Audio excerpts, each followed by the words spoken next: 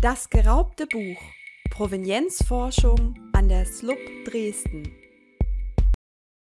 Ereignisse in der Vergangenheit sind nicht immer lückenlos anhand von historischen Dokumenten oder Erinnerungen rekonstruierbar. Vollständige Gewissheit über den genauen Ablauf von Vergangenem ist selten möglich. Dies gilt auch für den Werdegang eines Buches. Bücher sind ein Teil unseres Lebens. Sie begleiten uns, sie vertreiben uns die Zeit. Manchmal erinnern sie uns an besondere Ereignisse. Ein Buch kann die Geschichte eines ganzen Lebens erzählen, wie das von Max Geyer und seiner Familie. Seit Anfang des 20. Jahrhunderts wohnten Salcha und Paul Geyer in Dresden. Das Ehepaar hatte 3 Kinder: Cäcilie, Minna und Max. Salcha und Paul Geyer besaßen ein Kleidergeschäft auf der Ziegelstraße 9 in Dresden.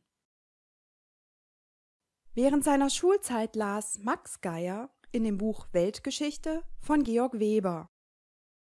Hinweise darauf geben der Namenszug Max Geyer in Schönschrift und die vielen Kritzeleien in dem Buch. Das Buch war vielleicht ein Geschenk von seinen Eltern oder eine Erinnerung an den Vater, der 1931 starb. Vielleicht hat eine Person, die ihn sehr liebte, seinen Namen in das Buch geschrieben?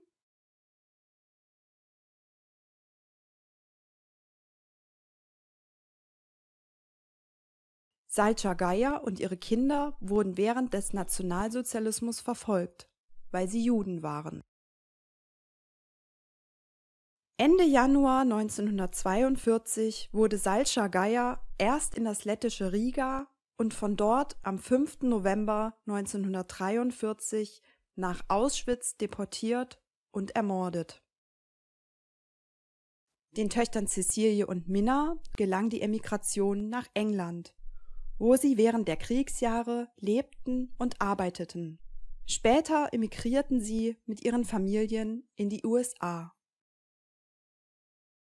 Max Geyer wurde wie viele andere jüdische Männer nach den Novemberpogromen 1938 in das KZ Dachau deportiert. Im Februar 1939 wurde er wieder entlassen. Da war er gerade 20 Jahre alt.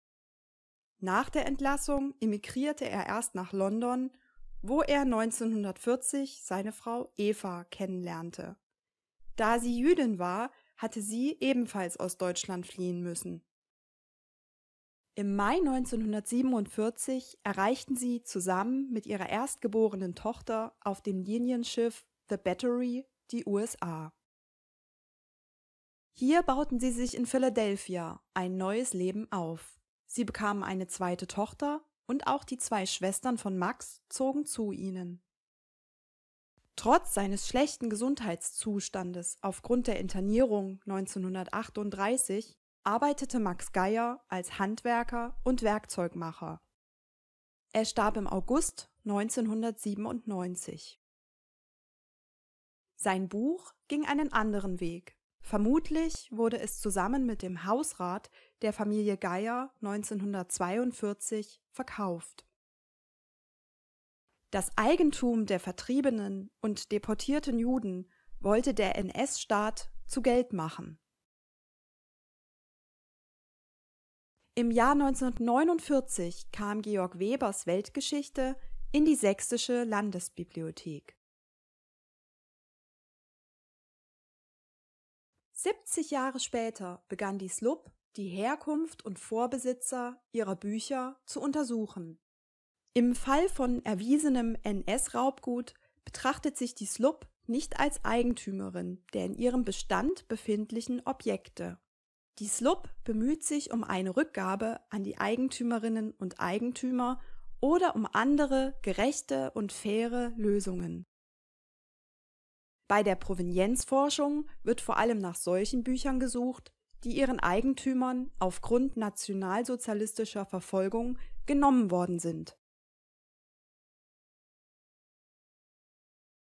Jedes einzelne Buch wird geprüft und die sogenannten Provenienzmerkmale, Stempel, Exlibris oder Autogramme dokumentiert. Sie verraten, wem das Buch einst gehört hat. Nun muss überprüft werden, ob die Eigentümer im Nationalsozialismus aufgrund ihres Glaubens, ihrer politischen Zugehörigkeit oder aus anderen Gründen verfolgt worden sind. Archive, Fachbücher oder das Internet helfen hier weiter. Am wichtigsten aber ist der Austausch mit anderen Wissenschaftlerinnen und Wissenschaftlern. Vor allem der Arbeitskreis, der ein Gedenkbuch zu den emigrierten und ermordeten Dresdner Juden erarbeitet hat, war eine große Hilfe. Mit dessen Unterstützung konnten viele Informationen über die Familie Geyer gewonnen und Kontakt zu den Nachfahren hergestellt werden. Am 15. April 2018 gaben Mitarbeiter der SLUB das Buch, das einst Max Geyer gehört hat, an dessen Familie zurück.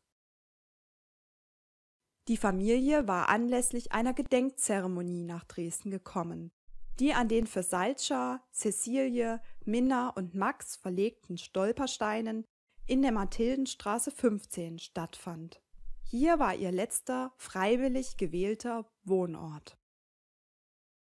Inzwischen befindet sich das Buch wieder bei der Familie von Max Geyer, seinen rechtmäßigen Eigentümern. Zur dauerhaften Erinnerung an das Unrecht zeigt die SLUB in ihrem Katalog auch weiterhin den Eintrag zu Georg Webers Weltgeschichte an. Als Digitalisat ist es immer noch nutzbar.